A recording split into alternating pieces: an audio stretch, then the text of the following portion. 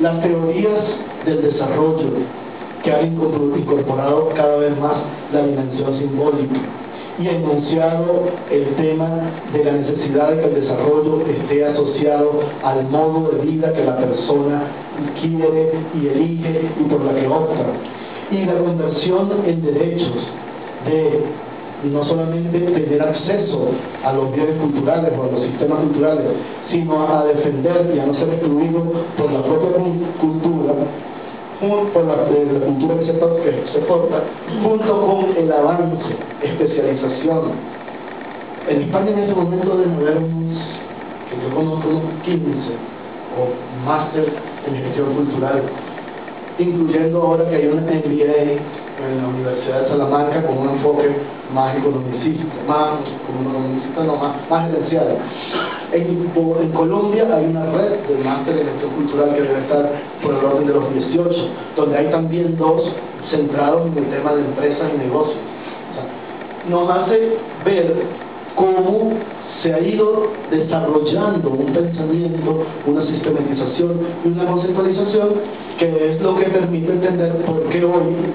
hay más o menos un consenso internacional en que la nueva generación de políticas, programas y estrategias culturales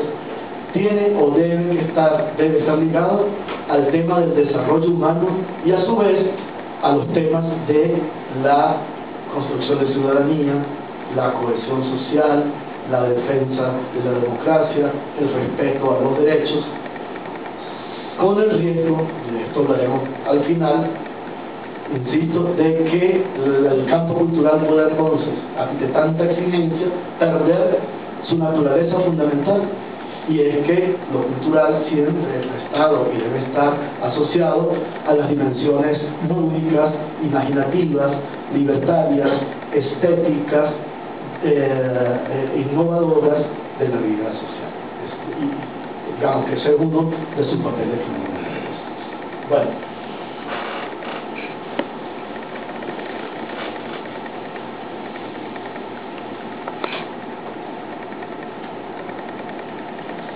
digamos entonces, cerrando esta reflexión,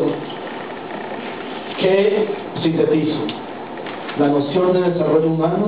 supera el esquema etatista, eurocéntrico y economicista de las teorías clásicas del desarrollo.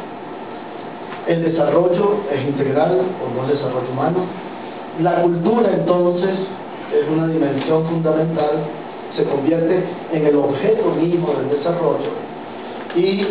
el desarrollo debe ser entendido como objeto de derechos, no como opción tecnocrática o como caridad. Y sin embargo, fíjense ustedes, a pesar de toda esta parte, digamos, celebratoria de los avances conceptuales y del nuevo peso en los discursos y en los convenios internacionales, en la elaboración de los objetivos de desarrollo del milenio, que es uno de los instrumentos en los que ha habido mayor consenso entre gobiernos de todo tipo de ideologías, para tener algunos instrumentos con los cuales poder trabajar conjuntamente en el ataque a la pobreza, la desigualdad, la inequidad. Sin embargo, en los objetivos del milenio, que fueron en el 2005, eso se lo tengo claro, aprobados en el 2005,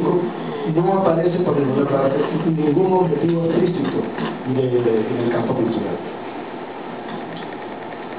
En la reunión del año pasado de la ONU en Nueva York, se aceptó incluir el tema con la idea de que la cultura atraviesa, es transversal a todos los objetivos del milenio. Sin embargo, es un gran debate. Ahí viene ahora un libro que coordina Carlos Moneta y para el cual estuve trabajando, que lo saca la OEI, sobre distintas reflexiones sobre la relación entre cultura y objetivos del milenio. Pero lo que queda claro es que efectivamente ninguno de esos objetivos de desarrollo del milenio, el tema de la salud materna, el tema de la educación escolar, el tema de la lucha contra el hambre, pueden realizarse al margen de las condiciones de las propias culturas, en tanto que cómo se alimenta una persona, qué idea tiene de la belleza, del sexo, de su propio cuerpo, de la educación, está marcada infinitamente por los temas de la cultura. Y muchos de los programas de cooperación que he conocido, desarrollados desde España, tienen que ver, por ejemplo, con el tema de cómo facilitar, por ejemplo, la asistencia, la reducción de la mortalidad por embarazos en países de población indígena como Bolivia o en lugares como Burkina Faso, a través de una especie de diálogo entre las creencias que se tienen sobre el cuerpo y sobre la maternidad desde los saberes ancestrales indígenas en relación a las prácticas médicas occidentales que son más o menos estándar para todos lados. ¿Cómo negociar o cómo traducir o cómo poner en contacto esas dos maneras? O de lo contrario, se puede tener servicios de asistencia médica muy importantes y no lograr. Yo creo que y aquí voy cerrando este primer módulo, y es que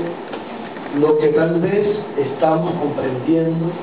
de una manera mucho más clara es cosas que creíamos saber, pero que no están lo suficientemente introyectadas ni proyectadas al momento de concebir las relaciones entre culturas y al momento de diseñar políticas culturales. Y con esto dejo el pie abierto para la sección que viene, y es que la cultura, está claro, cada vez más desempeña el papel de imagen y clave de la comprensión del mundo. Hay una frase de Todorov que a mí me gusta mucho, que dice que sin la cultura todos tendríamos la impresión de estar sumidos en un caos angustioso, entendiendo en este sentido la cultura como lo que le confiere inteligibilidad, hace comprensible el conjunto de la experiencia humana, ya sea desde el arte, ya sea desde la memoria, ya sea desde la pertenencia. Pero, y aquí es un elemento clave para entender lo que vamos a hablar luego del tema de diversidad, la cultura es un proceso y una construcción social.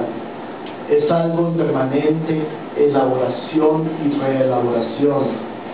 Y muchas de las confusiones que hemos tenido sobre el tema de las identidades,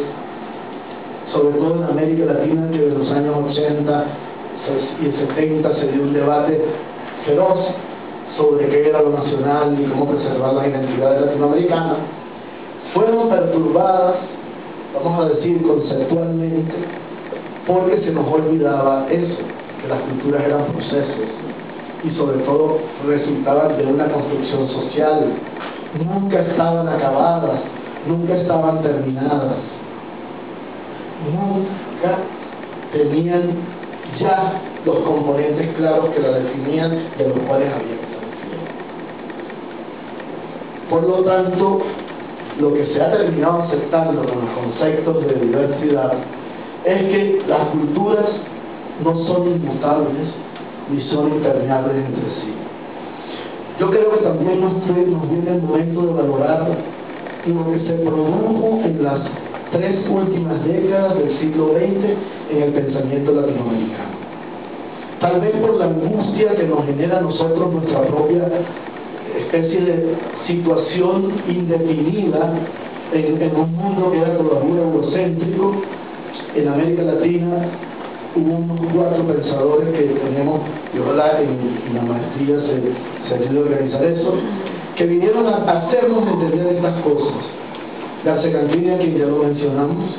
Jesús Martín Barbero en Colombia, que sale de los territorios de la comunicación y empieza a introducirnos en los territorios de la cultura, Guillermo Vil Batalla